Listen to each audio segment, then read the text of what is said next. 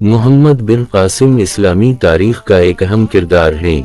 ان کی پیدائش 31 دسمبر 695 کو طائف، موجودہ سعودی عرب میں ہوئی۔ محمد بن قاسم اموی خلافت کے مشہور جنرل حجاج بن یوسف کے بھانجے تھے۔ کم عمری میں ہی انہوں نے فوجی تربیت حاصل کی اور جوانی میں اپنے وقت کے قابل ترین سپہ سالار بن گئے۔ سندھ پر حملہ۔ محمد بن قاسم کی سندھ پر مہم اس وقت شروع ہوئی جب سندھ کے راجہ داہر کے دور میں بحری قافلوں پر حملے بڑھنے لگے۔ ان حملوں میں مسلمان خواتین اور بچوں کو قید کر لیا گیا، جس پر خلیفہ ولید بن عبد الملک کو شکایتیں موصول ہوئیں۔ اس وقت کے عراق کے گورنر حجاج بن یوسف نے اس صورتحال کا نوٹس لیا اور اپنے بھتیجے محمد بن قاسم کو سندھ فتح کرنے کا حکم دیا۔ محمد بن قاسم کی قیادت میں مسلمان فوج نے سندھ پر حملہ کیا۔ ان کی سب سے بڑی جنگ 712 حمزہ میں دیبل کے مقام پر ہوئی، جہاں انہوں نے راجہ داہر کی فوج کو شکست دی اور شہر پر قبضہ کر لیا۔ اس کے بعد محمد بن قاسم نے مختلف شہروں مثلاً نیرون اور سیوستان کو فتح کرتے ہوئے سندھ میں اسلامی حکومت کی بنیاد رکھی۔ چیٹ جی پی ٹی یہ سیڈ محمد بن قاسم کون تھا اور اس کی پوری زندگی کی کہانی in Urdu text. Chat G P T said chat G P T Muhammad bin Qasim اسلامی تاریخ کا ایک اہم کردار ہیں۔ ان کی پیدائش 31 دسمبر 695 کو طائف، موجودہ سعودی عرب میں ہوئی۔ محمد بن قاسم اموی خلافت کے مشہور جنرل حجاج بن یوسف کے بھانجے تھے۔ کم عمری میں ہی انہوں نے فوجی تربیت حاصل کی اور جوانی میں اپنے وقت کے قابل ترین سپہ سالار بن گئے۔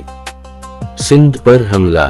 محمد بن قاسم کی سندھ پر مہم اس وقت شروع ہوئی جب سندھ کے راجہ داہر کے دور میں بحری قافلوں پر حملے بڑھنے لگے۔ ان حملوں میں مسلمان خواتین اور بچوں کو قید کر لیا گیا، جس پر خلیفہ ولید بن عبد الملک کو شکایتیں موصول ہوئیں۔ اس وقت کے عراق کے گورنر حجاج بن یوسف نے اس صورتحال کا نوٹس لیا اور اپنے بھتیجے محمد بن قاسم کو سندھ فتح کرنے کا حکم دیا۔ محمد بن قاسم کی قیادت میں مسلمان فوج نے سندھ پر حملہ کیا۔ ان کی سب سے بڑی جنگ 712 حمزہ میں دیبل کے مقام پر ہوئی، جہاں انہوں نے راجہ داہر کی فوج کو شکست دی اور شہر پر قبضہ کر لیا۔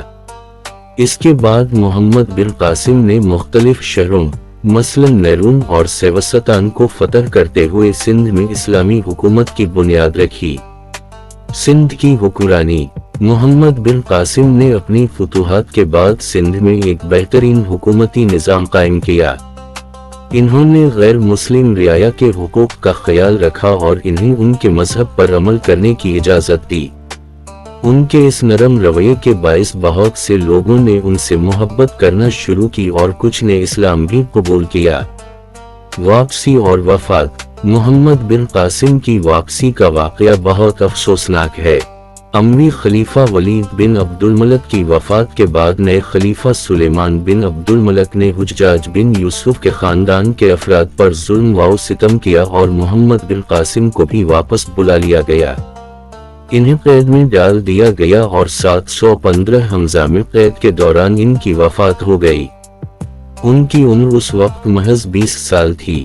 محمد بن قاسم کی زندگی اور سندھ میں ان کی مہم نے نہ صرف خطے میں اسلام کا آغاز کیا بلکہ بر صغیر میں اسلامی ثقافت اور تہذیب کے پھیلاؤ میں بھی اہم کردار ادا کیا۔ ان کی قیادت اور انصاف پسندی کی مثالیں آج بھی اسلامی تاریخ میں یاد کی جاتی ہیں۔ یہ سیڈ محمد بن قاسم راجہ بھیم سنگھ کا واقعہ in Urdu text. Chat G P T said chat G P T Muhammad bin Qasim اور راجہ بھیم سنگھ کا واقعہ تاریخی طور پر بہت مشہور ہے۔ جب محمد بن قاسم نے سندھ پر فتح حاصل کی تو ان کے سامنے راجہ داہر کی اولاد اور اس کے کچھ ساتھیوں نے مزاحمت جاری رکھی۔ راجہ بھیم سنگھ بعض مورخین کے مطابق اس کا نام دیگر کچھ مختلف بھی بتایا جاتا ہے۔ راجہ داہر کے خاندان کا ہی ایک فرد تھا۔ جو محمد بن قاسم کے سندھ میں داخل ہونے اور فتوحات کے بعد بھی اپنی زمینوں اور لوگوں کے ساتھ مزاحمت کر رہا تھا۔ واقعہ: راجہ بھیم سنگھ محمد بن قاسم کے خلاف جنگ میں اترا۔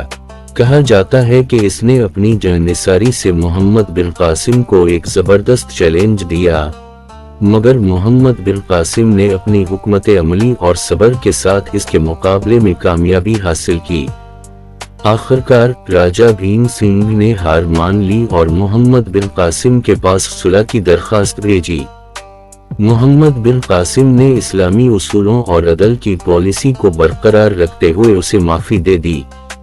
اس نے راجہ بھیم سنگھ کو اس بات کی اجازت دی کہ وہ اپنے مذہب پر عمل جاری رکھ سکتا ہے اور اس کے علاقے میں لوگوں کے حقوق کا تحفظ کیا جائے گا۔ محمد بن قاسم کی اس رحمدلی نے بھیم سنگھ کے دل پر مثبت اثر ڈالا اور وہ محمد بن قاسم کی قائدانہ صلاحیتوں اور انصاف پسندی سے بہت متاثر ہوا۔ اثرات: اس واقعے سے محمد بن قاسم کے انصاف اور رحم دلی کا پتہ چلتا ہے، جس کی وجہ سے بہت سے مقامی لوگوں کے دلوں میں اس کے لیے عزت اور احترام پیدا ہوا۔ اس نے مقامی لوگوں میں اسلامی تعلیمات اور اقدار کی مقبولیت میں بھی کردار ادا کیا۔ محمد بن قاسم کے حسن سلوک اور انسانیت کی بنیاد پر حکمرانی نے سندھ کے لوگوں کو اپنی طرف متوجہ کیا اور اسلامی حکومت کے لیے بنیاد رکھی۔ یہ واقعہ محمد بن قاسم کی شخصیت کو سمجھنے میں مدد دیتا ہے کہ وہ ایک منصف مزاج اور رعایا کا خیال رکھنے والے حکمران تھے، جس نے اپنی فتوحات کو محض جنگی فتح تک محدود نہیں رکھا بلکہ لوگوں کے دل بھی جیتے۔ سندھ کی حکمرانی: محمد بن قاسم نے اپنی فتوحات کے بعد سندھ میں ایک بہترین حکومتی نظام قائم کیا۔ انہوں نے غیر مسلم رعایا کے حقوق کا خیال رکھا اور انہیں ان کے مذہب پر عمل کرنے کی اجازت دی۔ ان کے اس نرم رویے کے باعث بہت سے لوگوں نے ان سے محبت کرنا شروع کی اور کچھ نے اسلام بھی قبول کیا۔ واپسی اور وفات: محمد بن قاسم کی واپسی کا واقعہ بہت افسوسناک ہے۔